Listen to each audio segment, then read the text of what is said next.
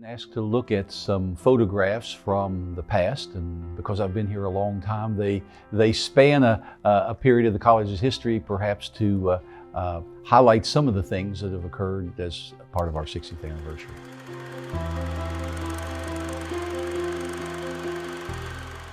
My name is H.G. Young, and I'm professor of music. I just brought some to kind of show it over the years, so I'll go kind of quickly through these, but this is the first chorale tour, and I will just note one student in there in particular, Donna, her name was Kaufman-Marcinko, who has been a long time music teacher in the Warren District across the river. She's had a very distinguished career and just recently retired, and so this was my first chorale.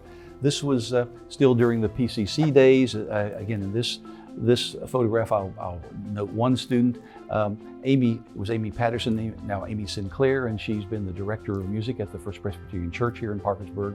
Again, has had a long and distinguished career in church music.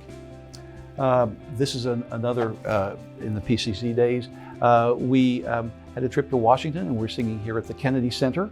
And so this is in the grand foyer there at the Kennedy Center. We did a brief performance there. We'll fast forward a little bit further into the future. This is a performance at the International Mother's Day Shrine in Grafton. You're probably aware that that's where Mother's Day was founded, and so we were invited to be part of that particular event. Each year they have a service. I commissioned a piece of music to honor my mother that we premiered there, and so this is a picture of the chorale at the International Mother's Day Shrine. Your mother was actually in attendance? My mother was there. It was a surprise to her. Often I wasn't at home on Mother's Day because I was out somewhere with the chorale, and I said I need to do something about that. And so we had a piece written for my mother, and it was premiered there at the International Mother's Day Shrine. So that's something very special. Here's another one a year or so later. This is at Hines Chapel in Pittsburgh. So we have been around ways. This one is a picture of, and you may not be able to see it real well, but this is a picture of Renaissance dinners. We did Renaissance dinners here for a number of years down in the multi-purpose room. Actually, it was new at the time, and this is something we had wanted to do. And you can see the beautiful Renaissance costumes, and I'll show this one so you can see a little bit better. The gentleman in this particular picture is David Sindel, who was my long-time theater colleague here, and he was an incredible designer, and it was his idea, his willingness to make these beautiful costumes that made the Renaissance dinners possible. He was also the director of the West Side Story production I mentioned earlier, and you can see him there, and you can see the beauty of the costumes. During this time, we were invited to the Greenbrier, and we did a number of performances of the Renaissance dinner at the Greenbrier. So our students got to spend a couple days just after Christmas at the Greenbrier and perform down there. So we've been around the state quite a bit. This last photo, this is a picture of me, and this is the other person in the picture is Dave Rubeck, who is a very well-known jazz pianist.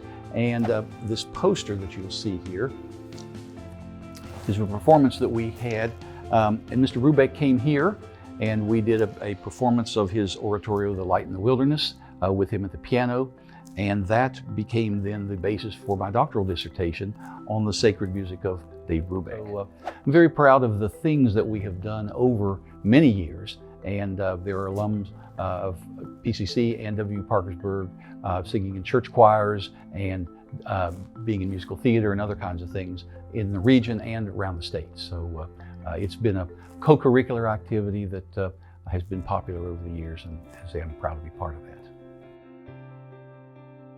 I think I've been here for a long time.